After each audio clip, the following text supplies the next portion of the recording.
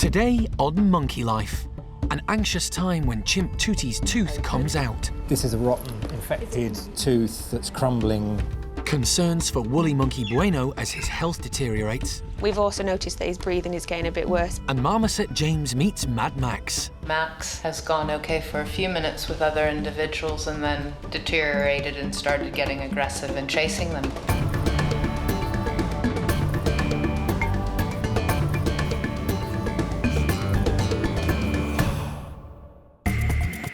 Monkey World in Dorset is the largest sanctuary of its kind on the planet. The team, led by Dr. Alison Cronin, rescue and rehabilitate neglected and abused primates from all over the world. Really pleased, he's made the journey really well. The park is home to more than 240 monkeys and apes from 18 different species, and the aim is to give them as natural a life as possible.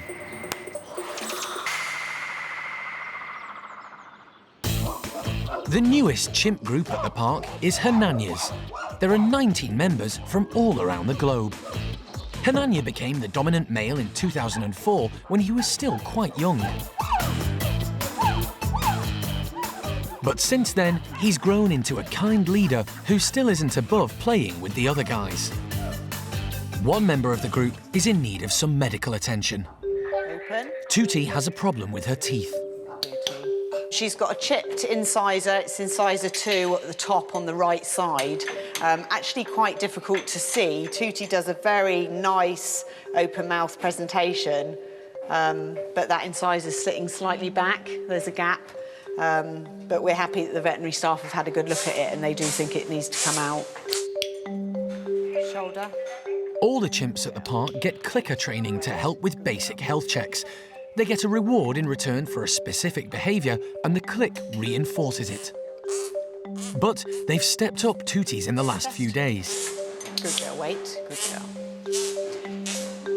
We've done some preparatory work with Tooty, and she has taken some injections during training session leading up to the event. So we're pretty confident, as long as she doesn't get suspicious that things are different, that she'll cooperate. Good girl. The clicker training practice also means primate care staff get a chance to examine the chimps closely every day. She's not doing anything behaviourally that's indicating that there's a problem. So it's really the really thorough health checking that the staff are doing that have alerted a potential problem. Tooty came to the park from Saudi Arabia. She was a victim of the illegal pet trade and had been stolen from the wild as a baby. After she was confiscated by the Saudi authorities, she was cared for by a British vet in Jeddah before being flown to the UK to find a home at Monkey World in 2002.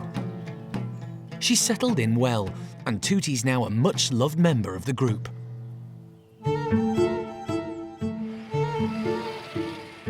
Today, the team have brought in specialist wildlife vet John Lewis to perform the operation on her tooth. He prepares the anaesthetic, but it will be Cara who administers it. She's not the best in the group, yeah, OK. She'd be in the OK region, but we've been to preparing her and she's been pretty good. Time to see if all that training pays off. Ready to do you as soon as she's had it? Yes, George.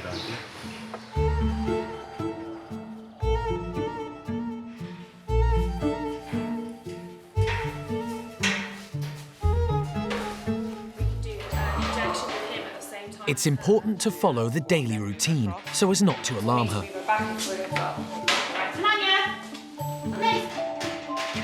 As usual, Hanania's in first. Good boy, Hanania.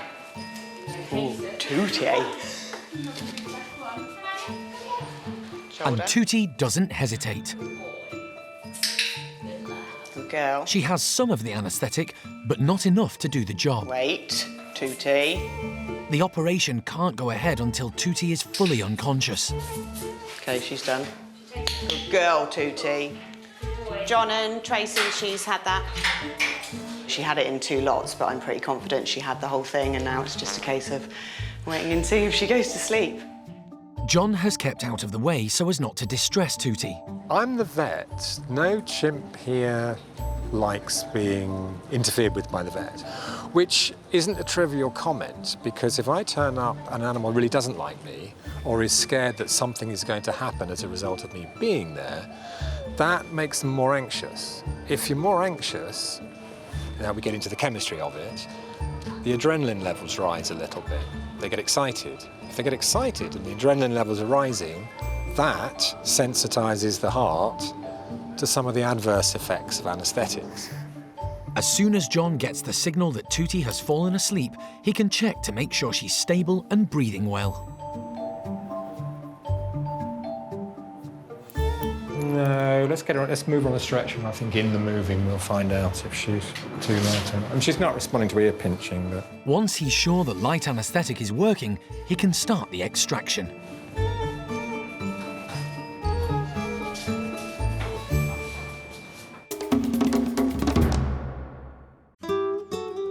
At Bueno's woolly monkey enclosure, their leader is relaxing while the rest of his family get on with their day, knowing they're safe and sound in his care.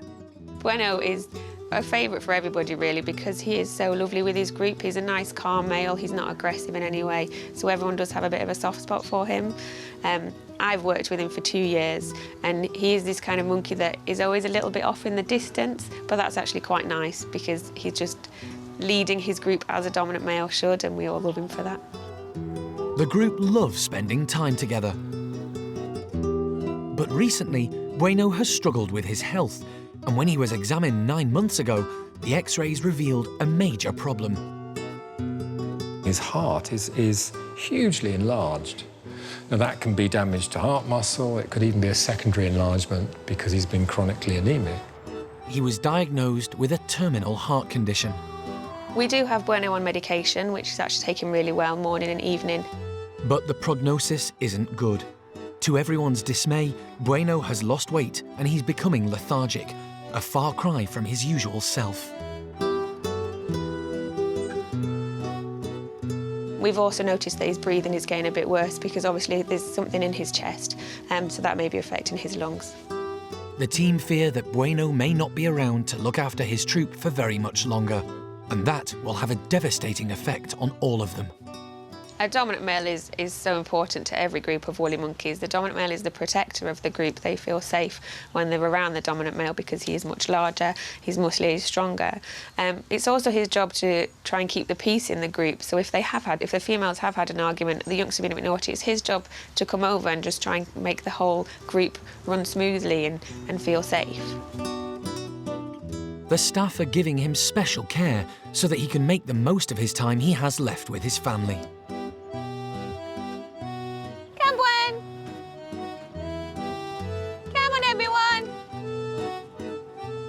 Whilst the rest of the gang are distracted with yoghurt pots, Bueno's getting a favourite delicacy. We're just feeding Bueno some extras. He has lost weight over the last 3 weeks, so we just want to supplement his normal group feeds with some extra nice tasty treats, more high-calorie treats. He just loves bananas, so we give him some more bananas each day. He's also getting things like cereals and baby rice, baby porridge, and he does really like bread as well, so we're giving him a few different things throughout the day just to try and keep him a bit happier and give him some nice treats.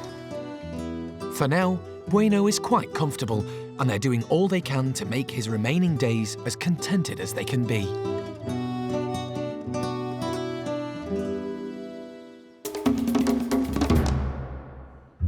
At the Marmoset house, the team are about to introduce James to Mad Max. New Marmoset. James arrived 8 days ago after being rescued from a pet shop in Canterbury where his only neighbours were predators. And Max has been living on his own since his beloved companion Betty Boo passed away. Betty Boo was the only other marmoset he's ever tolerated in his space. Max is just very unpredictable. We've had lots of issues with him in the past. He just sort of doesn't really know what to do socially. Max hasn't been easy to please. They've tried him with 12 other marmosets at the park, and they're hoping James won't be unlucky 13. The two boys have been kept in adjoining bedrooms, but they've always had a solid wall between them, until now. Sociable James shows no hesitation in leaving his room. But Max is more cautious, eyeing up the latest arrival.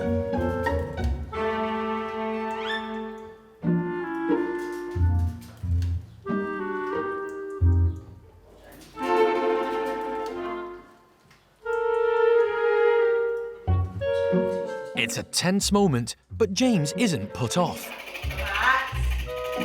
And it soon calms down.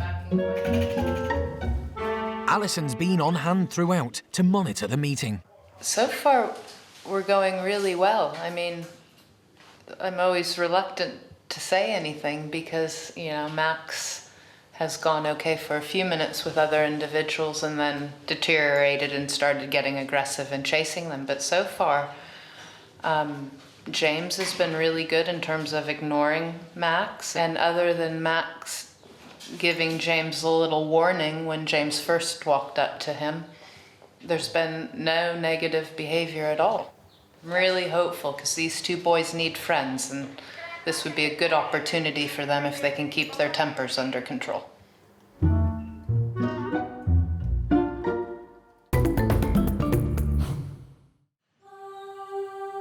Nine months ago, Bueno was found to have a terminal heart complaint, and his health has been going downhill ever since.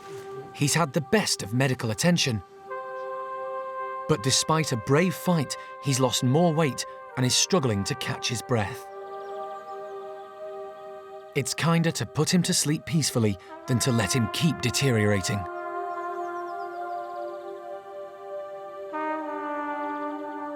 It's a sad day for the team, and the other woolly monkeys have lost the leader of their group.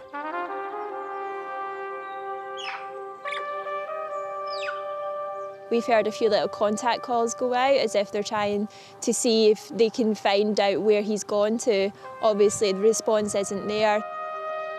Since Bueno arrived at the park in 2005, he's made lots of friends and been a great dad. Bueno was just brilliant. He just doted on his babies. He just loved having them around. Bueno has 3 youngsters at the park: Julio, Enzo and Ava, as well as his adopted son, Paolo. For an endangered species with declining numbers, that's a big contribution to the breeding programme, as well as his own family. His oldest will soon be ready to follow in his father's footsteps. Julio's almost 7 now, so he's almost a big adult boy. He's starting to get the look of Bueno now, actually. He's starting to get all these nice long chest hair so that he'll look nice and impressive. And he's got the big muscles under his chin and forming all around his head. He's very muscular across his back and his shoulders already. So basically, that is Bueno's legacy, the fact that his son is now going to go on and hopefully become a dad himself in the near future if he becomes a dominant male in his own right.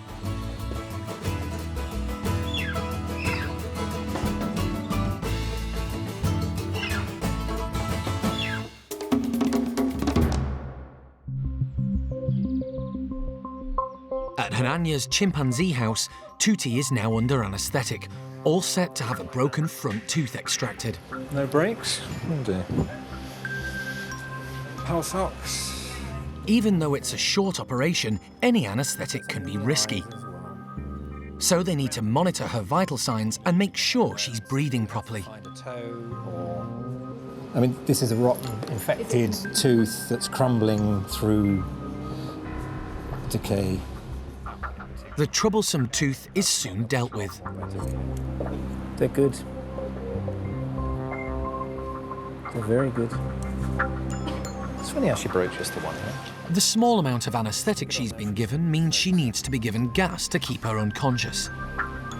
Depending on the anaesthetic, you wouldn't necessarily have to do this, but because we want a quick recovery, A, we're keeping her light, and B, we're keeping her very reversible. Along with that comes the potential for her to wake up suddenly, so there's a little bit more messing about, but you'll get a quicker recovery. It's gone well. Tutti is given an injection to reverse the anaesthetic. Okay. And she's left in her bedroom to come round in her own time. They can't relax until they know Tutti has woken up.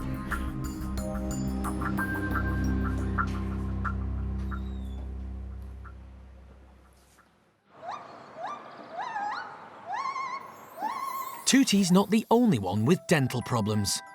At the Orang nursery, someone's left a present for the tooth fairy. All the youngsters are trained to show their teeth in return for a reward. So when they all line up for Alison and Jarno to inspect, it doesn't take long to identify the orang with the missing incisor. There. Wow, good girl. Oh, good girl. This is the tooth that Jolie lost this morning, and you can just see by the size and shape of it, it's got almost no root at all, the height of it.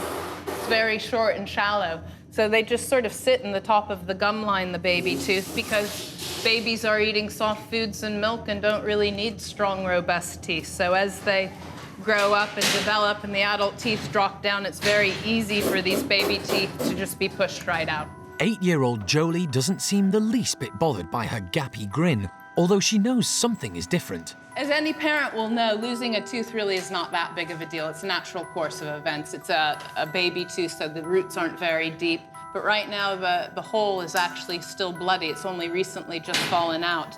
So she's doing a lot of this, just keeping the air off of it. Because anybody, if you remember, when you lose a tooth, as you breathe in, the air going over the socket gives you a little bit of a sharp sensation. So you feel the teeth. There it is. In the nursery, losing teeth is just a natural part of growing up. But whilst Jolie's untroubled by her missing tooth, her older friend Xiaoning isn't so happy with what's happening to her mouth. Morning, guys. What a pretty girl.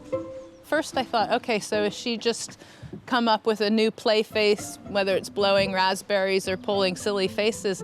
And then I noticed those canine teeth have just come through, the tips of them, and the base of those teeth are really broad and wide. So as they push through the gum line, it is sort of quite sore and a little bit angry, and it just feels awkward. So Xiaoning's funny faces aren't any laughing matter. That pulling the lip back is just exposing those canine teeth, getting some cooler air onto the gum surface, and also just sort of checking out what these new things are in her face. Xiaoning returned to the nursery when she didn't settle with Gordon's adult group. But at 9 years old, her teeth show that she's no longer a baby.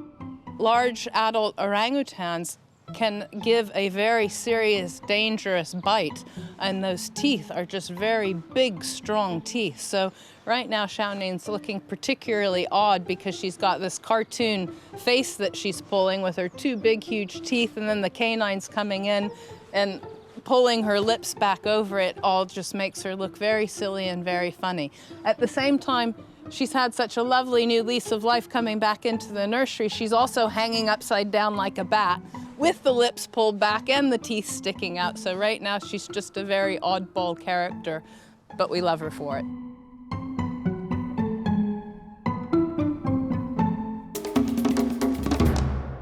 "14 months ago, Alison was called in by Merseyside police to help rescue Solomon, a 10-week-old marmoset living in a tiny hamster cage. Today, and I'll look after him. He was confiscated from the home of a pet shop owner who'd been trying to sell him on. Good boy. Once at the park, he was introduced to Gabby, and he immediately grabbed hold of her and wouldn't let go. Gabby has been his foster mum ever since. And today, Solomon has a special visitor. Is that the little man now? Rachel Kruger is the wildlife crime officer with Merseyside Police, and she's travelled down with her colleague to see how the tiny primate she helped rescue is getting on. So you know what a beautiful environment for them.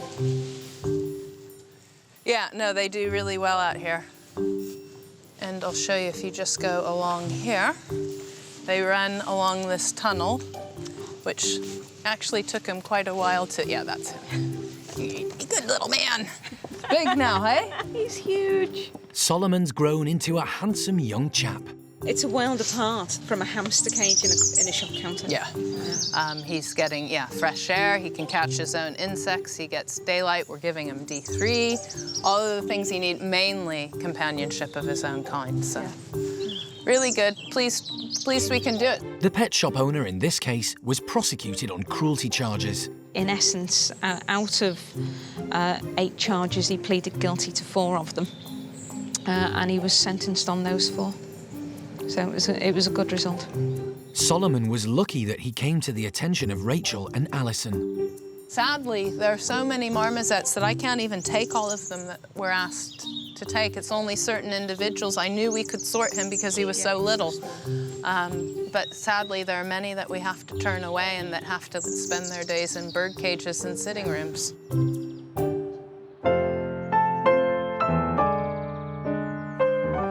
It's the end of the day at the park. Tootie is back with her group after her tooth operation. The surgery went well, but she's looking a bit sorry for herself. Whilst Valerie and the rest of the gang are busy making their beds for the night, Tootie's still not quite up to joining in. Just like Valerie, Tootie's usually very particular about where her bedding should be for a comfy night's sleep. But it's been a difficult day for her. And Evelyn's too busy with her own blanket to worry about Tootie. Everyone's in need of a good night's rest.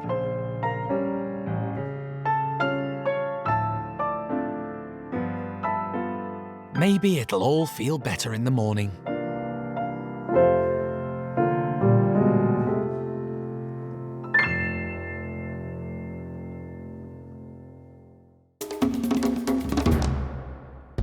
Next time on Monkey Life, drama at the hospital with Marmoset James. Whoa, have you seen these lungs? What the hell's going on in his chest? And a life-changing decision at the Orang Nursery. One of the first times ever that we've sent an orangutan away from the park, and we've actually found a really good home for Xiao Ning.